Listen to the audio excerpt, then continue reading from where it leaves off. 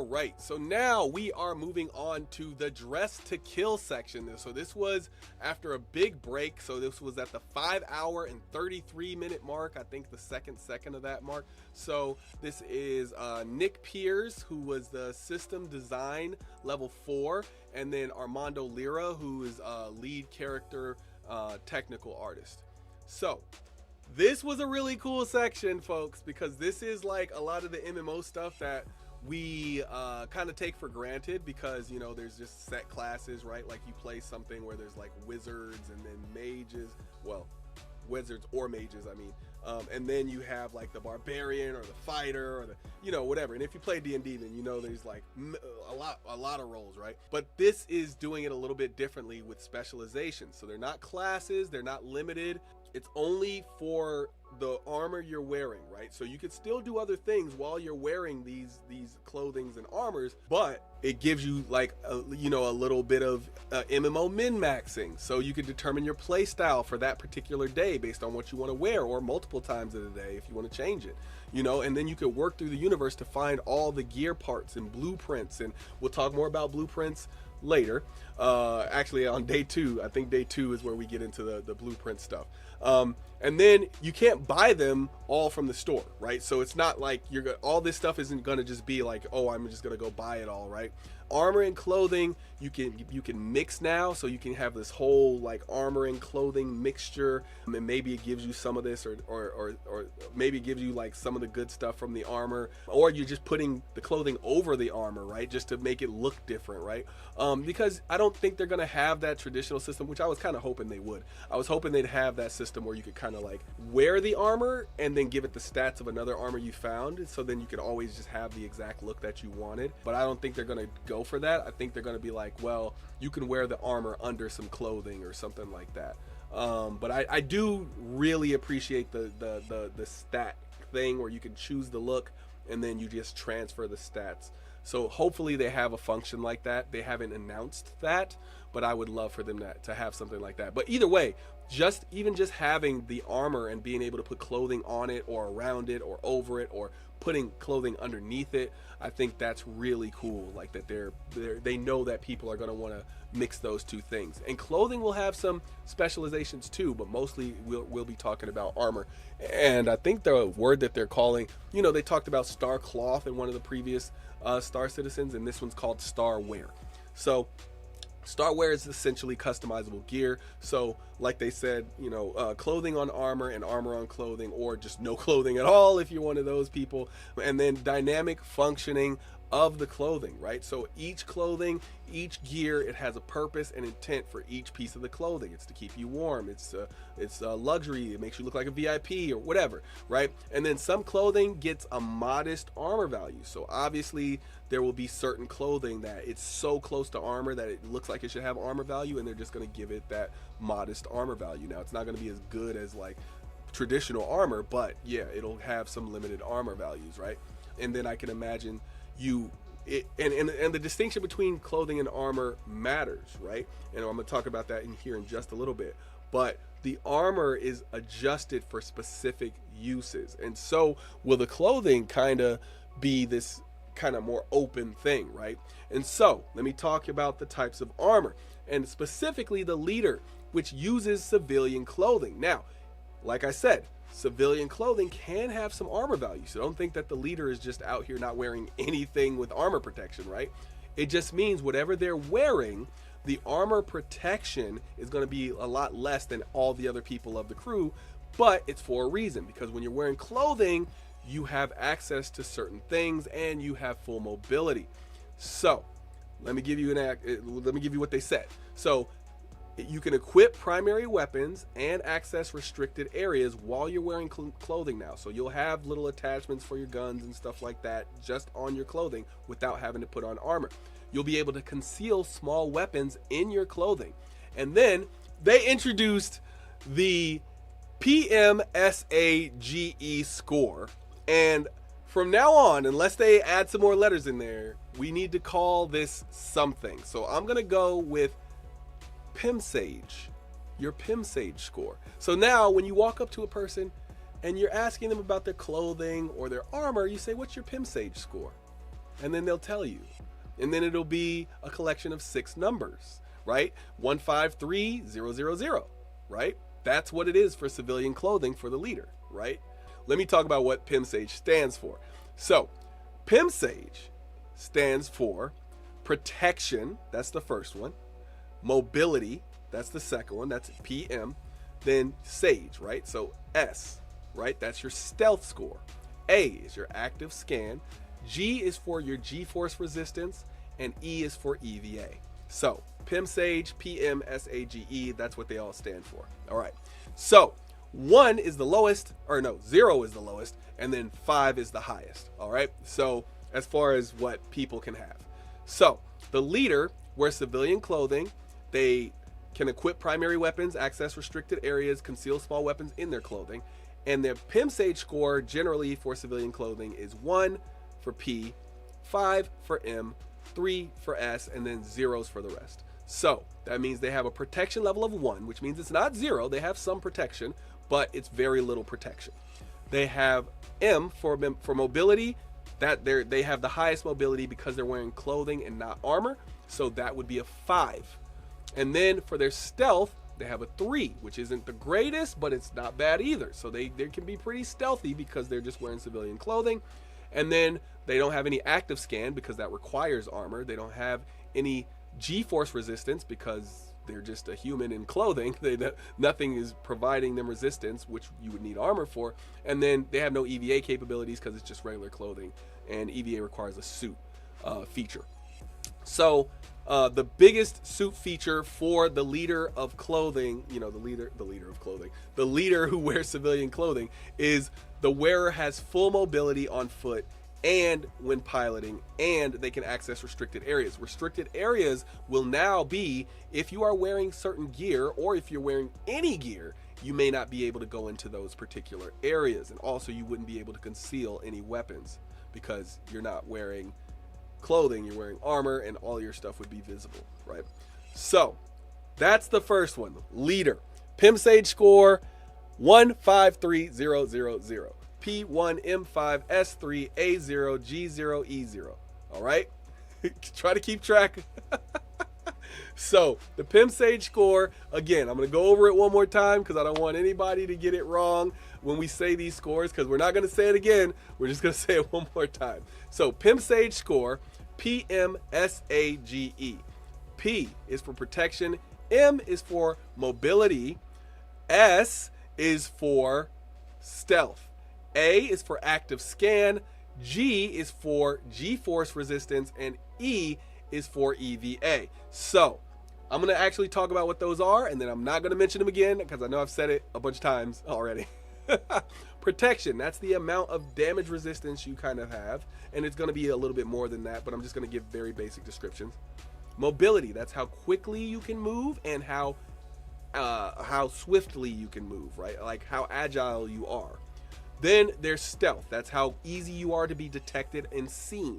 Then there's active scan. So every suit has some ability to scan, and well, most suits have some ability to scan, and your ability to ping and see what identify things around you are based on that scan. So if I ping and I have a number 1 scan, I might only see things that are like 10 feet in front of me, and it might not even tell me any details about them. It might just only point out that they exist, right? Whereas if I have a 5, I might be able to see 500 feet or 1,000 feet in front of me, and it'll tell me every little detail about every one of those things. So that's what kind of active scan is. And then you have G-force resistance. So if you're flying, and if you've been playing Star Citizen, you know if you fly and you fly too fast, you turn too fast, you might actually pass out. So if you pass out, then obviously you're not flying very well anymore because you're passed out. So G-force resistance lowers that amount of time that you're passed out if you do pass out. It doesn't make you able to never pass out,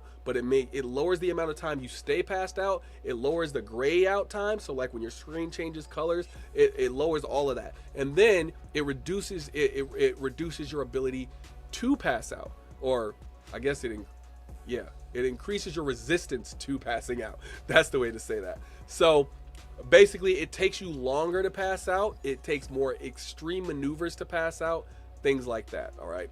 that's what your G-force score is. And EVA is how fast you can EVA, your agility and stuff while you EVA, the amount of fuel and stuff you have, stuff like that.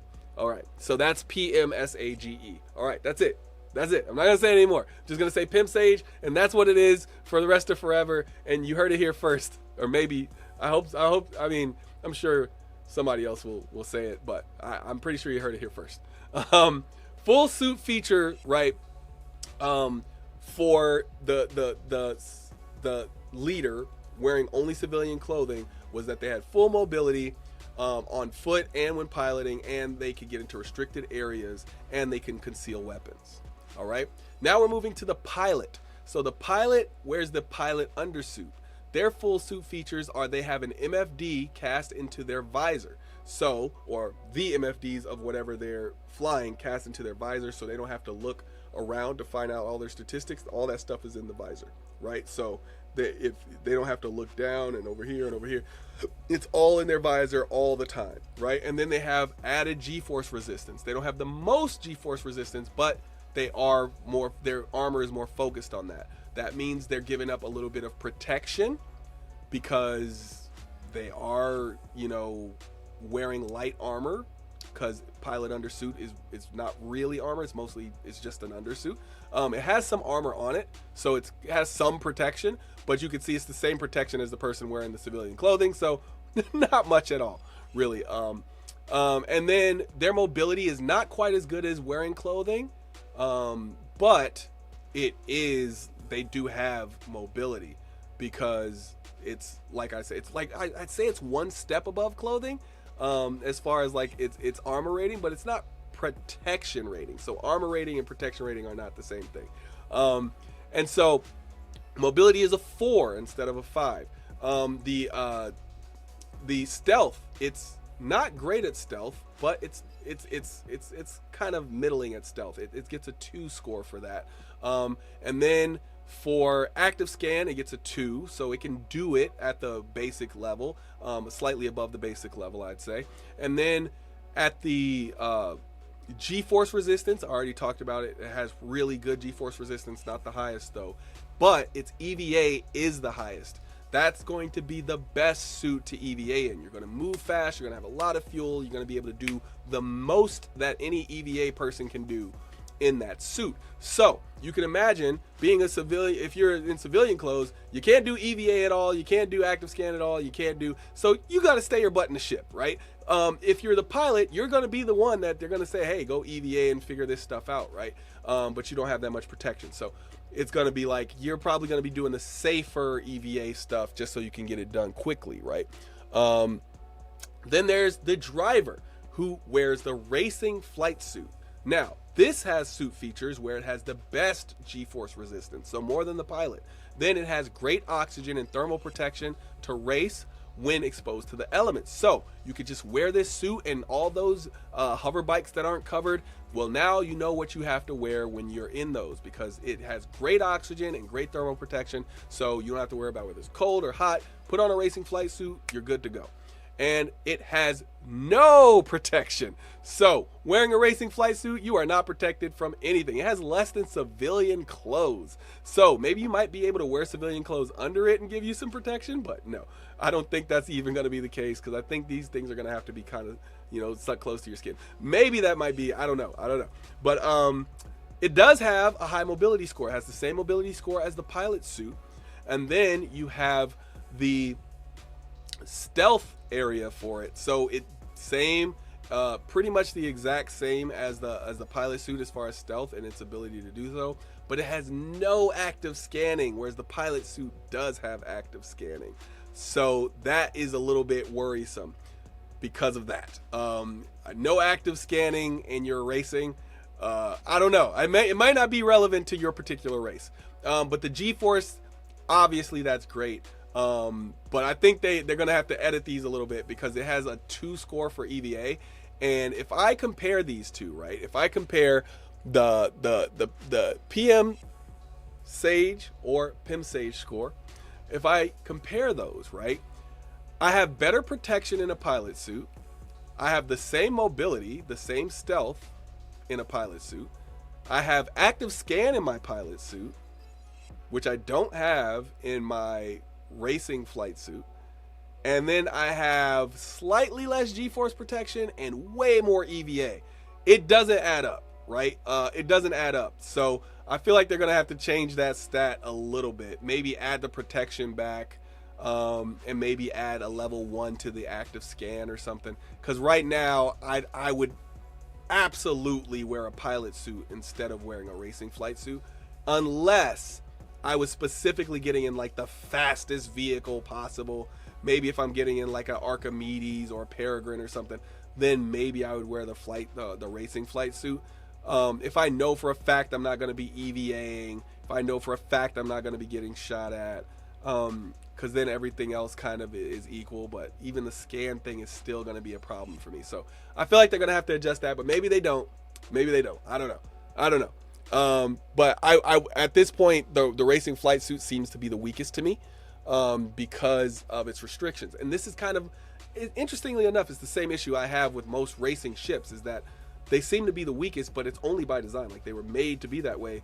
But I think it's because they want them to just use this for racing. Don't use it for anything else. Then we don't have to really calculate the numbers.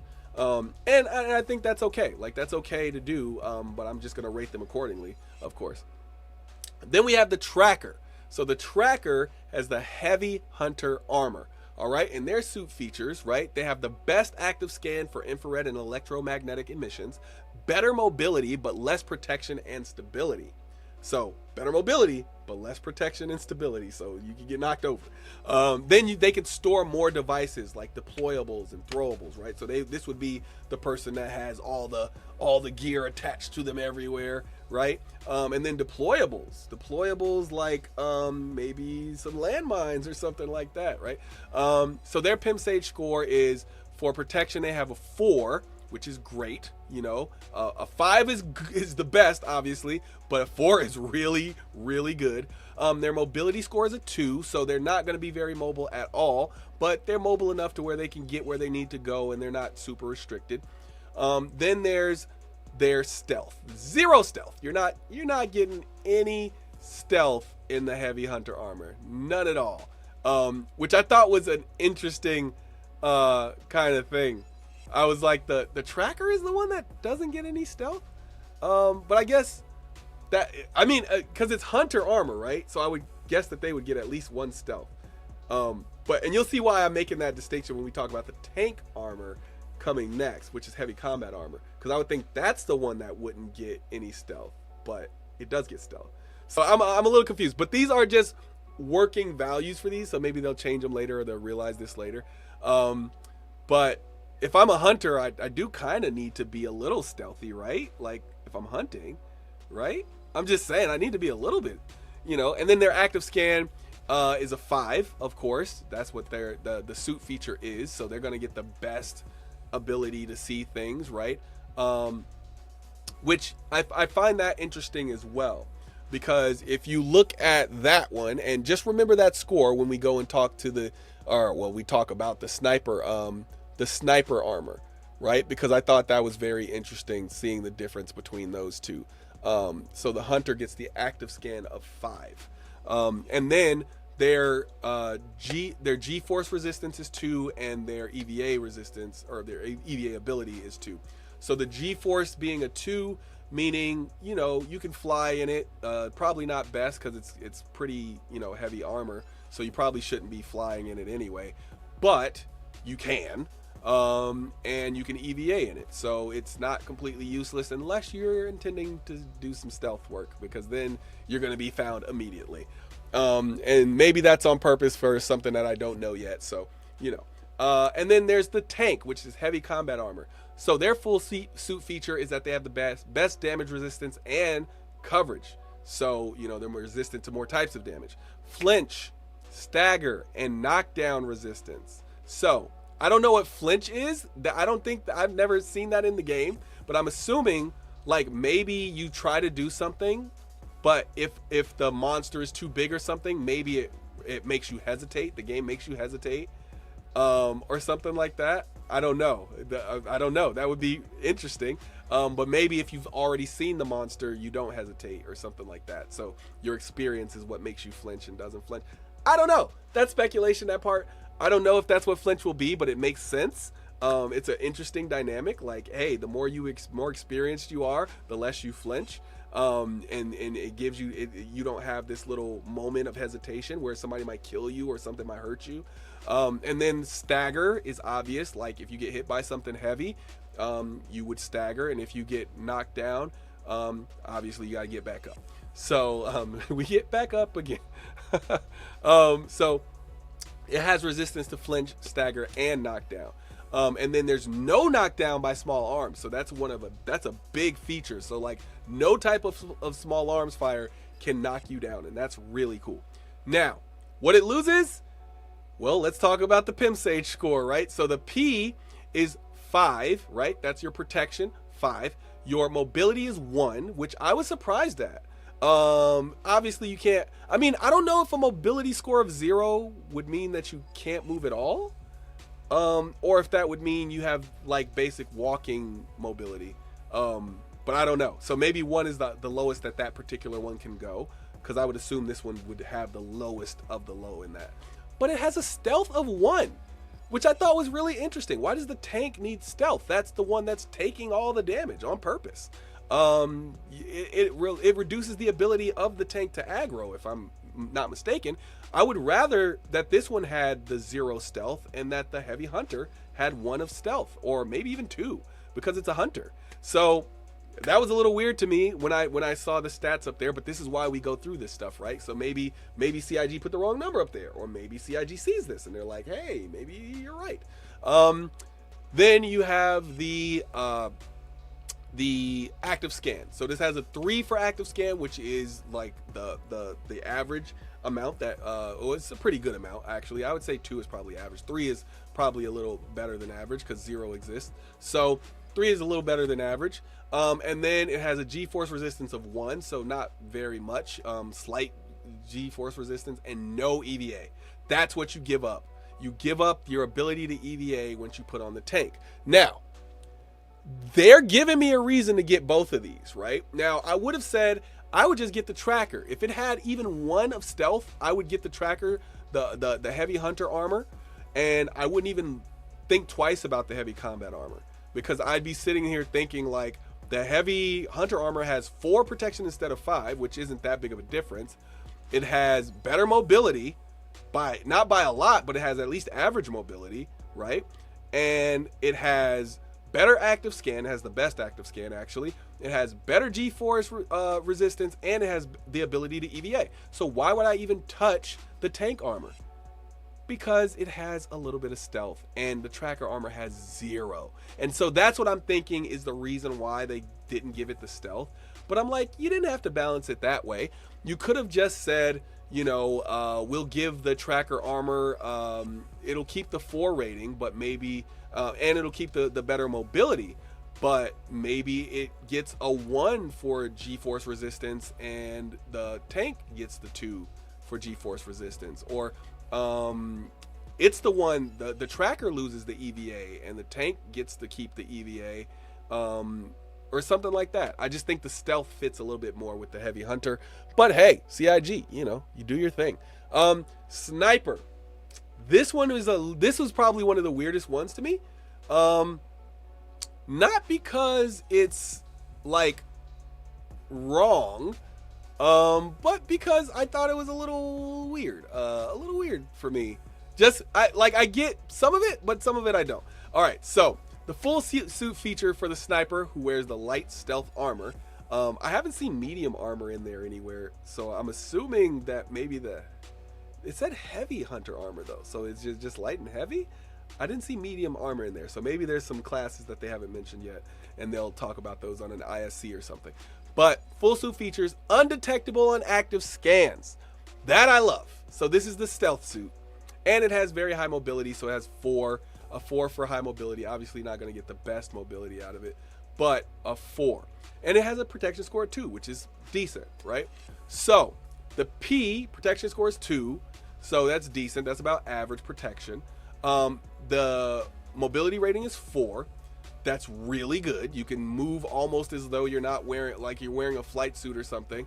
And then you have stealth at 5, so it has the absolute highest stealth. Now, up to this point, I completely get the score ratings. It's when we get to the next ones that I get a little confused. So for active scan, it has a 1. And I think that's weird. Why does it have an active scan of 1? It should at least get an active scan of 2, because you're a sniper. You have to detect the things that you're going to shoot. That's a little weird to me, that it doesn't have at least a 2 score of active scan. Now, I haven't played the game, so I don't know. Maybe 1 is going to be good enough for a sniper, but it seems a little weird that it doesn't at least have an average score for active scan, because you have to find the things you're going to have to shoot. And you got to do it from far away. You can't get close, because that's the whole point. I mean, you can if you sneak in, but like the whole point of a sniper is kind of stay away. So I don't know. Maybe there's a sniper tracker armor or something that has better. So I don't know.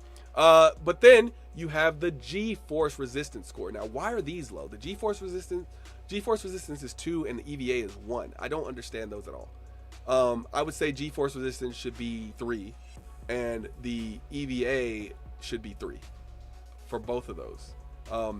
You don't get any of the other stuff. Your active scan is 1, your G-force scan is 2, your E is 1. It's a little weird to me. And I get there. I think they're trying to like make you switch your armors a bunch. So like, obviously if I want the best protection, I get the tank armor. If I want the best mobility, then I'll probably go in civilian clothes. If I want the best stealth, I'll pick the sniper armor. If I want the best active scan, then I get the tracker armor. If I want the best G-force, I get the racing suit. If I want the best EVA, I get the pilot suit. Right? I get that. So that's not what I'm talking about, right? I'm all about multi-use, right? Like I want to be able to use each suit for a few purposes. And it seems like they've done that, but they really are trying to restrict it to 2 purposes each, right? So let me go back, right? So you have the sniper suit, which is good for mobility and stealth, right? So that's the 2 things that it's good at, right? Then you have the tank suit, which is really good at protection and active scan, right? And then you have, it's not really good at active scan, but it's above average at active scan. Then you have the tracker suit, which is good at protection and active scan. Better at active scan than protection, so it kind of flips the tank, where the tank is more protection, less active scan, and the tracker is more active scan and less protection. Then you have the driver, who, you know, wears the racing flight suit, and they are really good at mobility and G-force resistance, right? So maybe if you're doing a triathlon, you want the racing flight suit because you can get out of the vehicle. You don't have to change your suit. You can get out of the vehicle, run really far, get on a bike, do that, right? You know, so the things where you have to change events, but you have to physically walk to the next event, right? I can imagine that being why it's good at those 2 things. The pilot is good at 3 things, and this is why this is probably going to be one of my favorite suits, because it's good at EVA, it's good at G-force resistance, and it's good at mobility, and it has no 0 scores on anything, so it's able to at least do all the rest of the thing. It's just not very protected.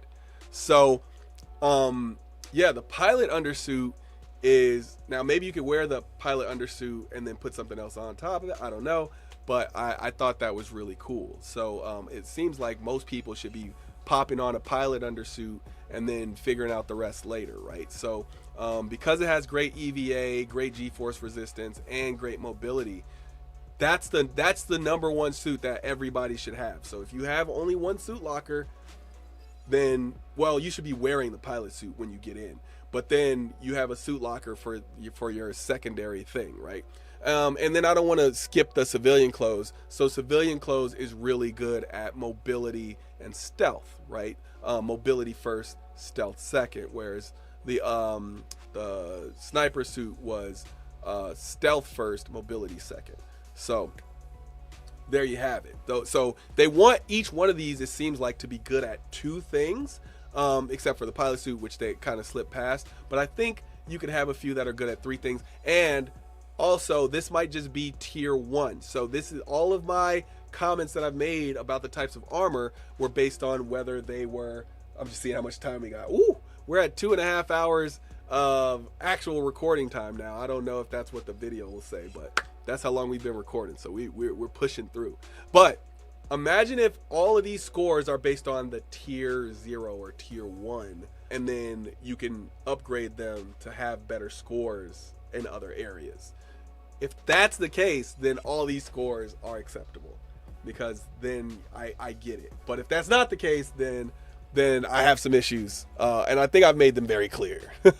And then they mentioned the That Friend armor, which is like they're just wearing whatever and they don't particularly care about what class or whatever. But I don't think that's like an actual thing that you'll have to worry about in game, so much as it's like, hey, look, we just want to acknowledge that one person who doesn't care about all of this stuff we just talked about. So when we talk about these scores going from 0 to 5, right, on the Pimp Sage score, protection is damage reduction, mobility, ability to move, stealth, ability not to be identified by the senses and scans, active scan, ability to scan for things and find them, G-force, ability to not black out or gray screen, EVA mobility, ability to move and speed of movement in space without your ship, vehicle, or a mech. If we think of these scores from 0 to 5, right, think of a 0 as you get none of it, you can't do it, or it's like so minuscule that it's irrelevant. Then 1, let's say, is a 15% ability to do it or get the thing, right? Let's think of this in terms of protection, right? 0 means you get 0 protection, right? No protection at all. The damage is what the damage is. 1, you get 15% damage reduction. 2, you get 30% damage reduction. 3, you get 50%. 4, you get 70%, and 5, you get 85%, right? Now, maybe with some like extra tuning and stuff, some upgrades and stuff, maybe all of those numbers go up, right? So your 5 might end up being 95% instead, right? And that, I mean, I don't think it would ever be 100%, maybe temporarily 100%. Maybe you become invulnerable with some type of upgrade or something for like 5 seconds, which that would make sense in a game like this. But I don't think completely invulnerable forever would make any sense, because then there's no damage to you at all, and that wouldn't make a whole lot of sense. But imagine that now we're talking about your mobility would just be a percentage of how fast you can move, the speed of your movement, and your ability to move, like how fast you turn, agility, things like that. Stealth is like how much more effort it takes for them to see you. That's kind of what that means. Active scan ability. Now it's not a percentage, right? So now 0 means you can't do active scan at all, right? 1 means you can identify things that, now we're maybe talking about distance and data, right? So now we're talking, you know, I can identify at level 1, I can identify things that are within 20 feet of me, and I can only identify what they are, like what the thing is generally. Like, it doesn't tell me any details about it. Then at level 2, I can go 50 feet, and now it tells me a secondary detail about it, or a little bit more. I can identify more things.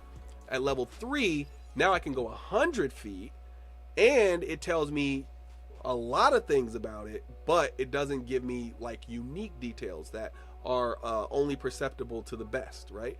So at level 4, that's when I start to see unique details, right, about everything, and maybe I can go out to 500, right? Maybe I can look 500, I can scan everything within 500 meters. And then level 5, it's just a distance increase, and maybe there's things that are completely imperceptible to everybody else unless you have that level 5. So, you know, and that's what I'm saying. Like that part is speculation. I don't know if that's what the numbers actually mean. I'm just giving you an example of what these things could mean when they actually come online. And then there's G-force, which is simply your ability to not black out when you're taking really strong G-forces, and also your ability to not gray out when you're doing the same thing, meaning you can pay more attention to what you're doing at extremely high speeds. And then EVA mobility, it kind of goes with regular mobility. It's just your ability to do it in the suit, and probably the amount of gas that you have available for EVA, like how long can you EVA for, or how efficient is your suit at doing EVA stuff. So yeah, that's kind of my thought process around the whole thing. All right, they used all of that to announce the Valacar. Okay, so they gave it a name, the worm. We all saw it, came out of the ground, they fought it, and they won, and then they looted the crap out of it. So the crew assembled to fight the Valacar. It was on the planet Monox in the Pyro system.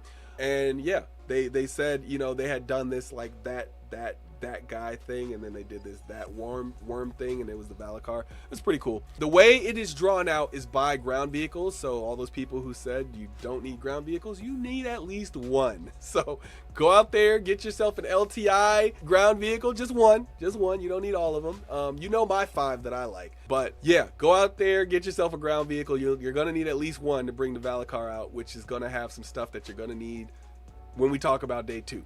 Anyway, it can one-shot small ships with that sand spit thing that it can do. It can dig and come back to the surface to do damage. It can bite, it can slam, it can swipe at you, and they come in multiple sizes. So each one of the sizes will have unique behaviors, animations, and harvestables based on size. So, for instance, the juvenile is 5 meters, and it is really attracted to noisy footsteps, loud mining beams, and it can only be found in caves. But the adults, which are, and I don't know, hopefully they have another level in between adults and apex, because this is kind of crazy. But adults are 15 meters, and if you kill too many juveniles, they come because you killed their babies, right? And then you have the apex, which is 300 meters, which is the one they showed. Now, I'm hoping that there's one at least at like 100 meters or something that's like before you get to the apex, but is bigger than an adult. Maybe it's like an older adult or something.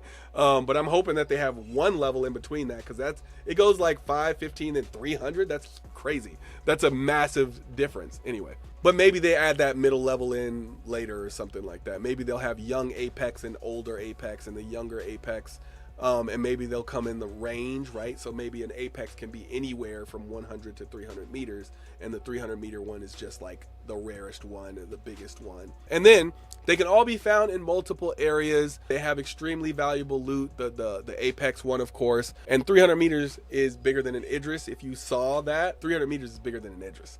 So they're gigantic, and apparently they're 150 times tougher than an Avenger Titan. So I did the math, because you know that's what we do here on Billionaire Ninjas. It's a math channel. So the estimated HP of this thing is 1.785 million. So I took the current as of, I guess it's not current anymore, because I did this and it was 3.23.2, and now I think they're working on 3.3. So it should be around this area. The Avenger Titan had 11,900 hull HP. I did that times 150, and I got 1.785 million. So that's about how much HP that thing has, which is about as much as I think an Idris or something like that. But it's tough, basically. So think of this as like the same way you would prep to take out an Idris, you should be prepping to take out one of these, except knowing its limitations versus an Idris, which doesn't have some of these limitations.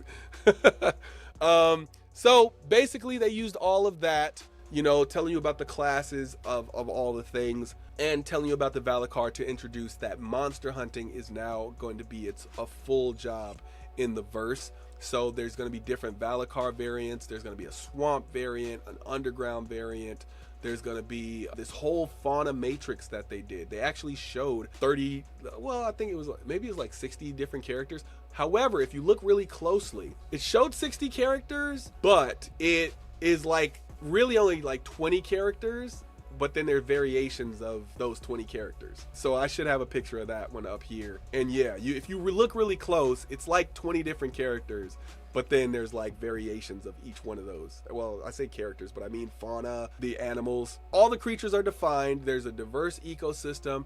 Then the ecosystems influence the fauna design, right? So there's a different aesthetic, different behavior, and different harvestables. So I'm not saying that they're not different. I'm just saying you could tell that the character design was taken from this one and put on this one, which makes sense, because if the same animal exists, but it's under a different environment, then it should look different and have a different harvestable. It should, because it evolved differently over time and stuff like that. I'm just saying it wasn't 60 separate, unique, individual creatures. Yeah, and I think that was pretty much it for that section. It was a really good section. I think the next one was Beyond Pyro. So we'll get into that. We're pushing 3 hours here. So 3 hours of filming time. And then we'll be back to do Beyond Pyro with Ian Leyland and all that.